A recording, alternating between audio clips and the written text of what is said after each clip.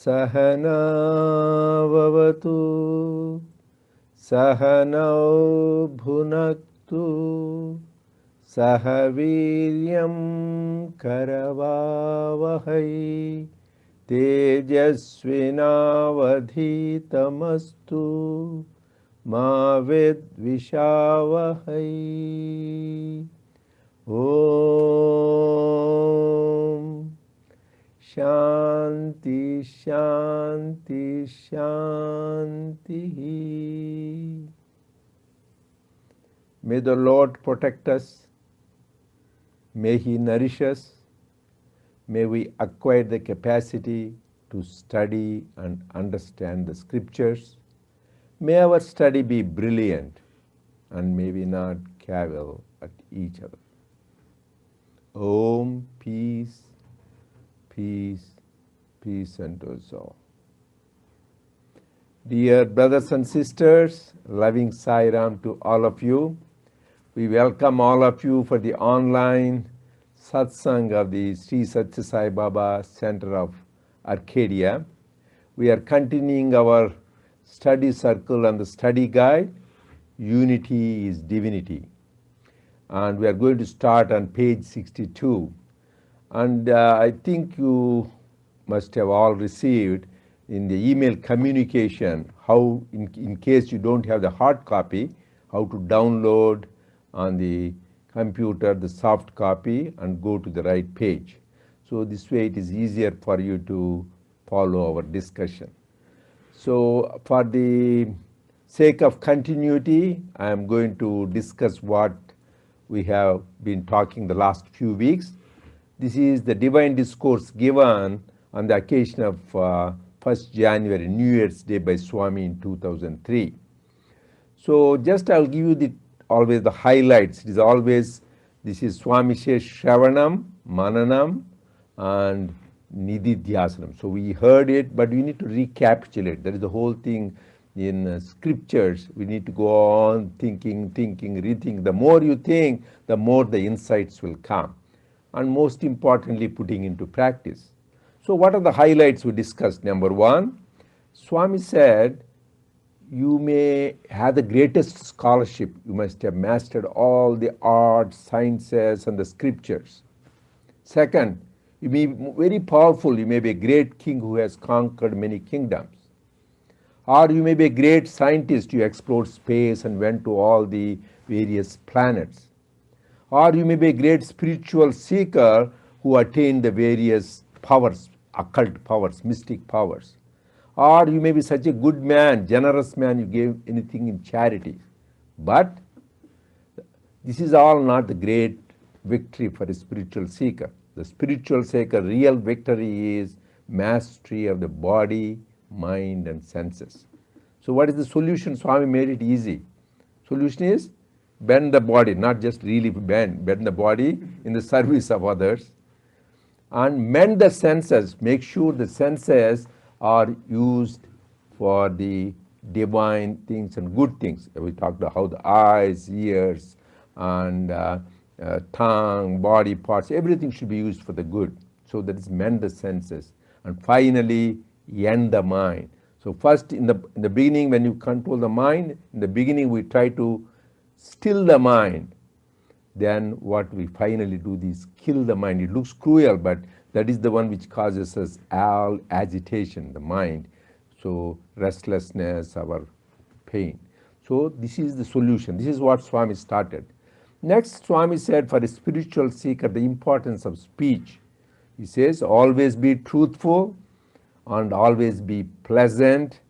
And what you say should be helpful to others and not cause agitation. These are the four important qualities. In Sanskrit, Lord Krishna said, Anudvegakaram Vakyam, Satyam, Priya Hitam Chayat. These four qualities. So whenever we speak, all of us speak at home, at the family, or at work, in the organization. So we need to remember, do I satisfy those criteria? This is the second point we touched. And third, Swami talked about is the whole universe is like a tree. And the roots for the tree is God. So instead of trying to water fertilize you have a tree, instead of watering the branches and leaves, you should water the roots. Similarly, in life, to grow, you need to water the roots, which is God, by japa, dhyana, whatever we do, we need to do that. That is another important thing we discussed. So I'm giving just highlights. We go to the details which we discussed. Next one, Swami talked about the service. We are all involved in service of various degrees. So what really service means, not only giving food, shelter, water and others, but various other things also could be service, to uplift, encouraging words, a smile. So then there are 4 things everybody should remember, even in dream we should say. Number 1, when we do seva, remember it is Narayana seva. We are serving God. That should be the fundamental word you should remember. Second, we are Swayam Sevaks. When we are doing seva, we are not serving others, but we are serving ourselves. How? Because it gives transformation of our heart, get rid of the ego. And third thing is, whenever we are doing service, get rid of the doership. I am doing that. So that is very, very important. So that could be seen when you show pomp and show, you have putting the newspapers or banners. That means you think of too much ego, doership. And finally, fourth thing is enjoyership. You are attached to the results of your thing. You do the best and leave the rest in God's hands. These are the 4 things we talked about service. And then last week, we talked about 2 main points. I dwell on that for the sake of continuity. Swami said, Jantunam Narajanma Durlabham. The most difficult thing to attain is human birth. It says only by God's grace we get the human birth. That is what this scripture Viveka Chudamani says. The human birth and the longing for knowing the truth, that is liberation, and contact with a great soul or avatar is only by divine grace. So there are 8.4 million species of beings, and the pinnacle of creation is human birth. So we are all lucky to be born as human. But a lot of us take it very lightly. The Swami says beautifully, khana, pina, sona, marna. So just we are interested in eating, drinking, and being merry and dying. But if you don't make use of this, particularly when came in contact with the avatar, our life is waste. So the Swami gives beautiful example. Whatever thoughts we have, that we become. The greatest example in Bhagavatam is Putana. So in Vamana goes in, asking Bali Chakravarti, the 3 feet. Then this daughter of Vamana, daughter of Bali Chakravarti, she sees Vamana. He's cute. The Lord Vishnu himself come in a short form. And he says, oh, so beautiful, this young man is so, look, I wish I am his mother. She had that motherly feeling.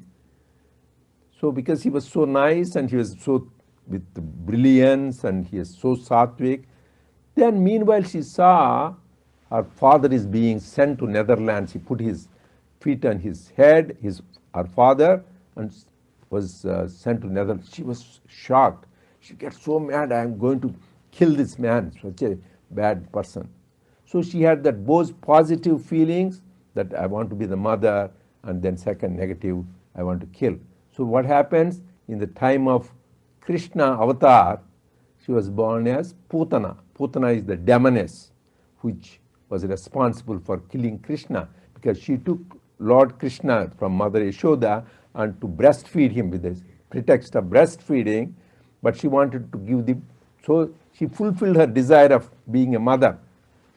And then she wanted to give a poisonous milk, breast milk, so that to kill Lord Krishna, because she had both positive thoughts, which helped her have the motherly feeling, have the motherhood, and then second, this negative feeling, want to kill, and she gave the poison. So they satisfied both, but finally, because what she did was wrong, Lord Krishna kills her, because on the top, even though little boy, but because of her good karma, when she dies, that's even though she is demoness, when they put her on fire and burnt her body, there was incense, beautiful perfume all over, because she was touched by the Lord at the time of death.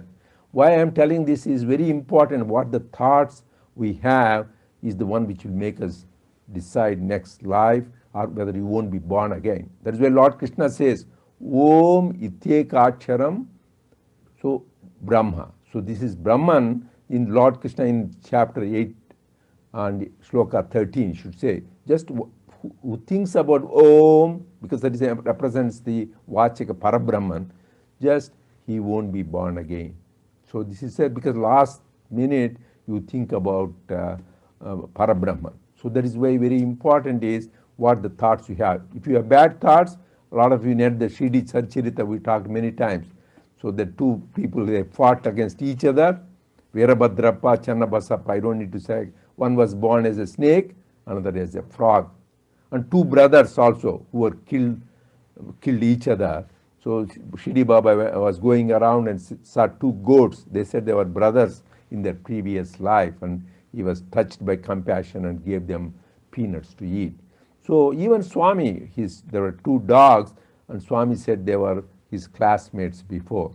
So instead of progressing, we can go back. So you could be born as a snake or a frog or a tree, or it could be a stone, because Gandharvas, even celestial beings in Krishna's time, they were born as trees. So you should be careful. So make the best use of this human life by thinking about God. That is the lesson we have. So that you don't use in anything else, because otherwise you can even progress from one to another. This also again Shirdi Baba, please refer to that very cute story. There is a devotee called Kaparde. His wife, she was she was a good devotee, she was taking care of Baba's food. So one day she goes in and just takes a nice upma, and says just Baba's, usually he is not interested in food, all this luxury. So he grabs and goes on eating. They were wondering, Baba, what happening? You are so much, we have so many other dishes, why you just selected? Even Swami used to do that. We used to eat with Swami in the Yajur Mandir. Used to have, I'm not exaggerating, at 40 to 50 varieties of dishes. But Swami used to select 3 or 4. He knows the feelings of the people who are sent with how much devotion. So same thing, this lady, he was eating. Then they asked Swami, why you are so partial? You are about that. No. Then Swami says the history. This lady was first a cow. It was a cow. It is giving good milk, very sattvic cow, good cow. That means its milk is help. So because it was a good cow, next life it was born as a human being. So she was born as the daughter of a gardener. Just next stage, so like an unskilled laborer.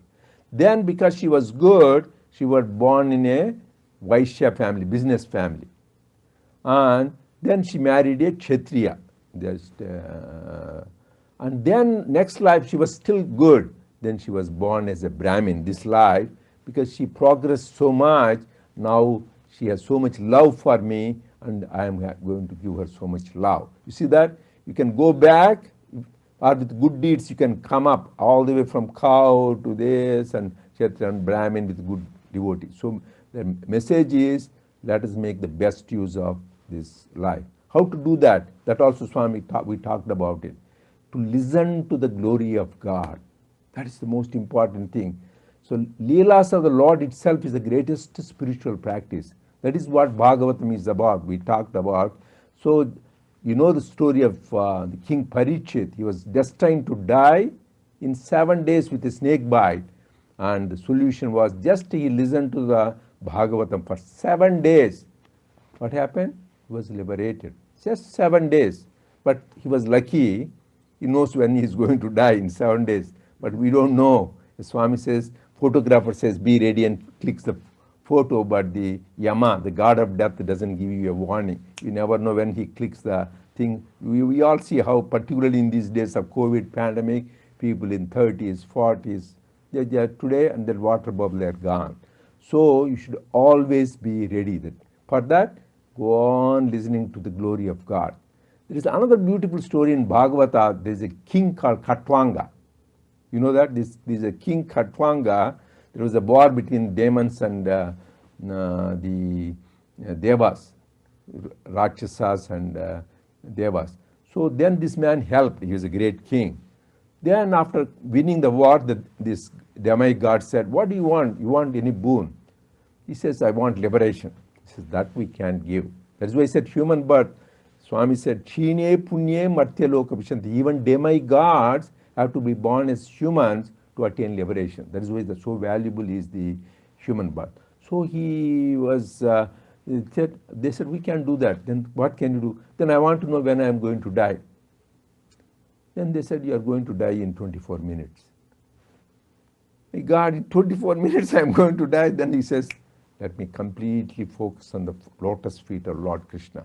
Completely, intensely did that 24 minutes, not even 7 days, and then he was liberated. Swami also quoted this shows our intensity and that being absorbed in the love for the Lord is the important, because that is the one which makes us all into very happy mood when we talk about the Leelas of the Lord. That is why this Veda Vyasa, he wrote the Bhagavatam.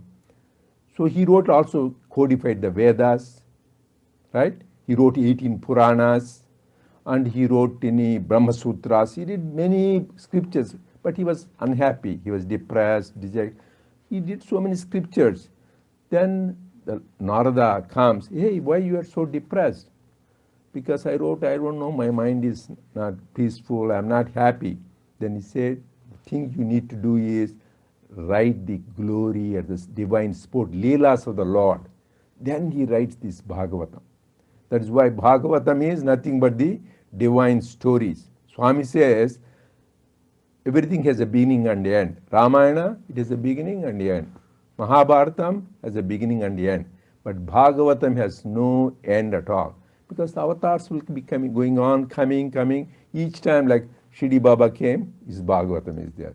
Now Sathya Sai Baba came, his Bhagavatam is there. Prema Sai will come, his Bhagavatam will be there. That is nothing but divine stories between God and the devotees. So that is why you need to just listening to the Leelas of the Lord itself is good. That is why the sage Narada tells Vyasa, you write the Bhagavatam. That is why the Bhagavatam. And here, everybody remember, next time we'll have quiz. What is Bhagavatam? Swami said, Bha stands for Bhakti. So it gives you devotion by reading this. Ga stands for Jnanam. You will get wisdom. Va stands for Vairagyam. You will get dispassion, detachment. Ta means Tattvam. Really you understand the real nature of God. Mu means Mukti, liberation itself. So everything you will get in Bhagavatam. That is what Swami says in Telugu beautifully. If Bhagavatam chadivite Bhagavatam. That means you will become good. So Bhakti, Jnana, Vairagya, Tattva, and Mukti. So that is why these two, please remember, we have this precious human birth, and we came in contact with the Lord, Supreme Lord Purushottama Swami, who is Supreme Parabrahman, and we have his beautiful darshan, sweet name, and divine teachings.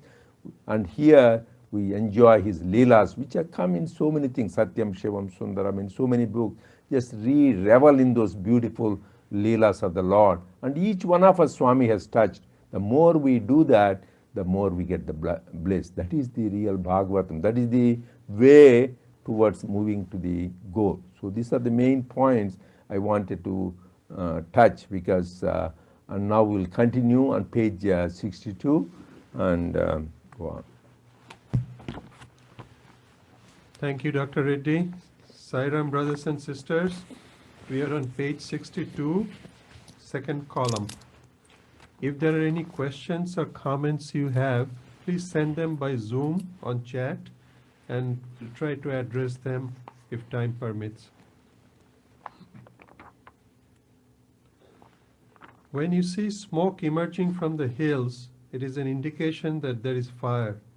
When you see the fire directly, it is called pratyaksha pramana, direct experience. If you see only the smoke and not the fire, you presume that there is fire behind the smoke. It is only a possibility. It is anumana pramana, inferential experience.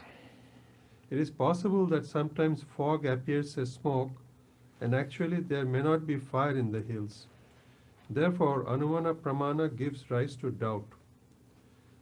Love is the only pratyaksha pramana, direct experience, of divinity in a human being. When a question arises as to where God is, the immediate answer is God is love and love is God. Similarly, truth is God, There is nothing greater than truth. There is no divinity higher than truth. Truth is all-pervading. Countries may be different, but truth is one and only one. There is nothing like American truth, Japanese truth, German truth, etc. To make such distinction is the nature of petty-minded people. We are not petty-minded and mean. We are the embodiments of infinity. Man should always remind himself that he is the embodiment of truth, embodiment of love, embodiment of bliss, etc. Man has got infinite capacity for spiritual thoughts and spiritual quest. But does he realize his true nature? Take, for instance, a handful of sea sand in a plate. The scientists determine the sand as belonging to such and such country on the basis of the color and weight of the sand. But the philosophers do not at all think that way. They say that it is God's creation and God's Maya, illusion. Thus, there is a gulf of difference between the perceptions of the scientists and the sages. Science is like semicircle. It starts at some place and ends at some place. But spirituality originates and ends at the same point of origin. It is full circle. It is verily divinity. That is why it is said, Purnamadaya Purnamidam Purnat Purnamudachyate. Purnasya Purnamadaya Purnameva Avashishyate. That is full, this is full. When the full is taken out of the full, what remains is again full. Should we stop here? Yeah. So there's some beautiful concepts that Swami is making so clear. The differences between Pratyaksha Pramana, something you see and experience yourself, which is the greatest. Anumana Pramana, which is something that you see indirectly, not directly, but second-hand or through other mechanisms. And then there is a third kind, Dvaita Pramana, which is experience based on dualities. That is the differences between two objects. So he's making clear that love is God because he addresses us as Prema Sarupa Lara and Divatma Sarupa Lara. So the truth is that everything is God. And Swami says this is the greatest truth. And this truth is same all over the world, that love is God, God is love. It doesn't matter whether in America, Japan, Germany, wherever, because the Lord is in our hearts. So he's bringing the world together through this concept of unity, that there is only one God. In our scriptures it is said, Ekam Sat. Ekam Sat is God is one, truth is one, but Bahuta Vipra Vadanti, that is, people talk about it differently, but it is one, actually one. It is only petty-minded people, those who are small, narrow-minded, and those who are focused on selfish reasons and selfish means that make these differences. But Swami is warning us that realize who you are, that is the greatest thing. And in the scriptures, it is said again, they say that we are children of immortality. Sunvannu Visya Amritasya Putraha. So the sages have told us that we are children of infinity, and therefore we are itself truth. Sat Chit Anand, the three components out of God that we know, out of that, Sat is truth, and we are the embodiment of the truth. We are also embodiment of bliss, Ananda. And Swami is saying that you are looking for it outside, and that is the job of scientists. Scientists look at the world through their senses. But when we go inside, Swami is saying, then you find the real source. The real source is God, which is love, which is truth. And the last sloka from the Upanishads, Purnamida Purnamidam, is actually the first concept of infinity known to mankind. And here it is said that when the full is taken out of the full, what remains is again full. This is a definition of God, because God is infinite. God is always full, and is full of love. And a portion of the love is in every being in the universe. And so this divinity that permeates the universe is infinite. And if we connect with it, Swami is saying then all our sorrows, all our troubles will disappear, because we will be with the infinite from the beginning. And the difference between science and spirituality is spirituality starts where science ends. And spirituality completes the circle, whereas science cannot go into the origin, who we are, and why does the universe exist. These concepts are embedded in spirituality. Sairam. Sairam. So here, Swami is telling direct experience is the most important thing. So what did Swami sing? So if somebody wants to say, who is Sai Baba? He said, love is my form, truth is my breath, and bliss is my food. So this is what he is telling. The real point, it is not only for him. He also went on to say, not only me, that is for every one of you, because we all came from God. That is, love is our form, truth is our breath, and bliss is our food. So that means we should give such a importance for truth. We can compromise anything. These are the most essential values of Swami's teaching. Truth. That is why Swami says, I am called not any Sai Baba, Sathya Sai Baba. So I am emphasizing on truth. That is very important.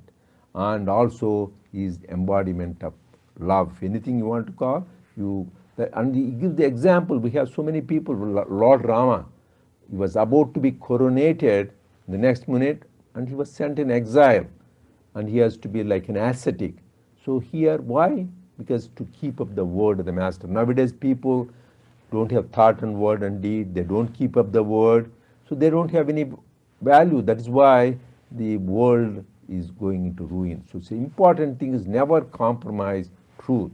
That is what Swami. And you hear the story of the Emperor Harishchandra, how for the sake of truth, he gave away his kingdom, he gave away his family, and even he tried to collect the fees in the burial ground from his own wife for the funeral rites. That kind of fastidious to the uphold of the truth.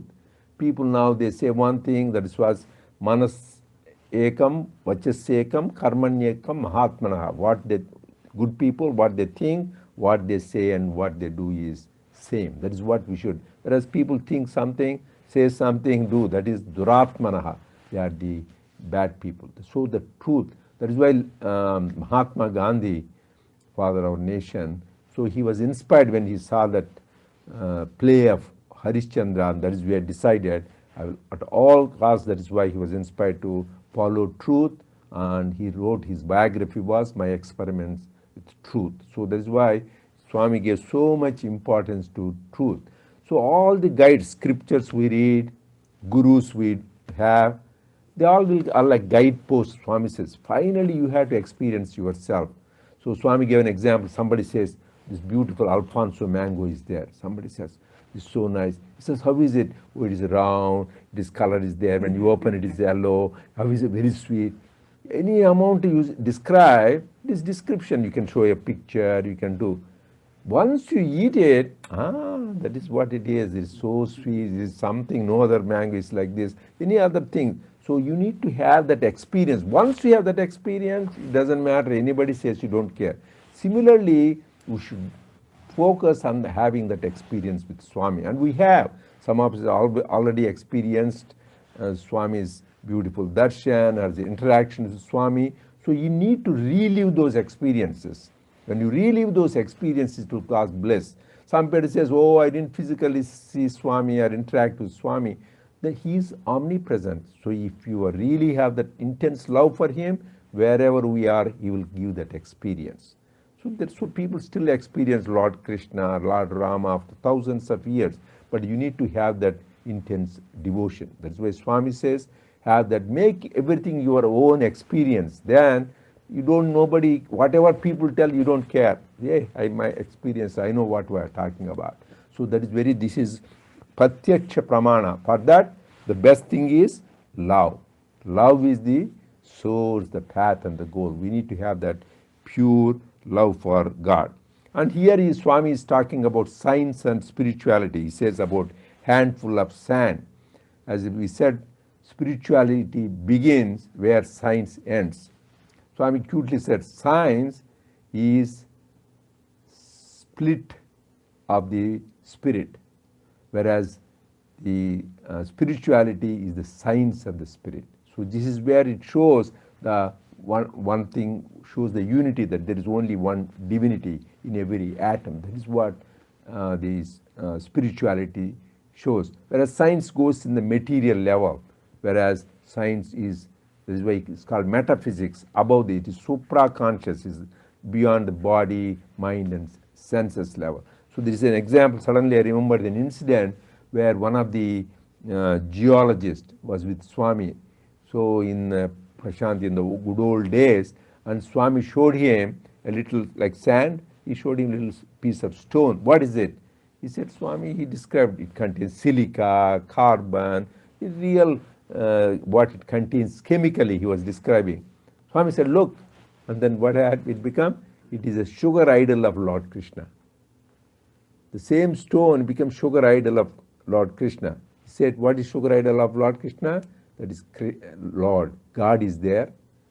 Second, it is sweetness, because sugar idol is sweet. And then when you eat it, it becomes one with you. Showing that for a scientist looking in the gross level, it is just a rock. That is what you see, rock.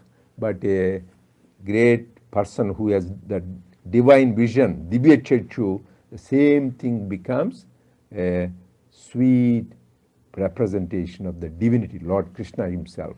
That is why how Swami says, your drishti, our drishtilopam, not shrishtilopam, everything in the world is divine. So you need to develop that wonderful prema drishti. Swami says everything where the eyes colored glasses of love, then everything will be permeated by love. That is what we need to develop. Then everything is infinite, as we said. From the infinity, anything you take is still infinity. That is what the thing. And having attained which, there is nothing more to attain. That is why these avatars in the Upanishads all say, the student asks Guru, what is the one we should learn? He says, having learnt which, there is nothing more to learn. That is the knowledge. So that is the knowledge of the Brahman. That is the knowledge of the Atman. So that is what it is. So this is a beautiful take-home points, is direct experience is one, and see the divinity in everything. Okay, you can continue just two more paragraphs. Such a divinity, which is the embodiment of fullness, is immanent in every human being. But unfortunately, man is not making any effort to realize the divinity within. Who is protecting his body while he is fast asleep? How does the body function perfectly, even without his knowledge? Nobody knows.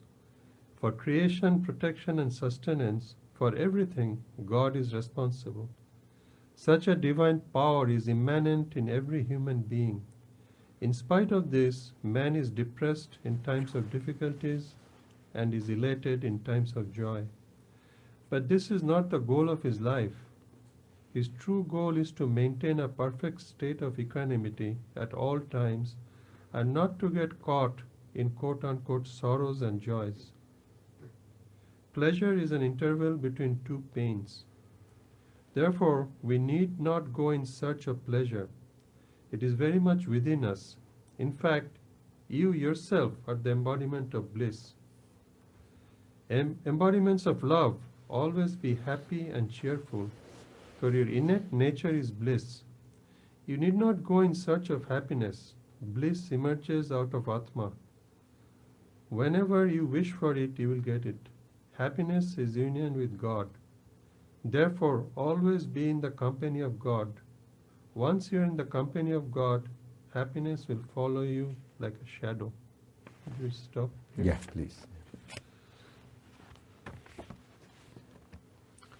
So, human beings are always looking for happiness. Everything we do from morning to night, everywhere we go, we look for peace and happiness. Everybody does that, whether we do it subconsciously, consciously, by means which are sattvic, rajasic, tamasic. Everybody is looking for happiness.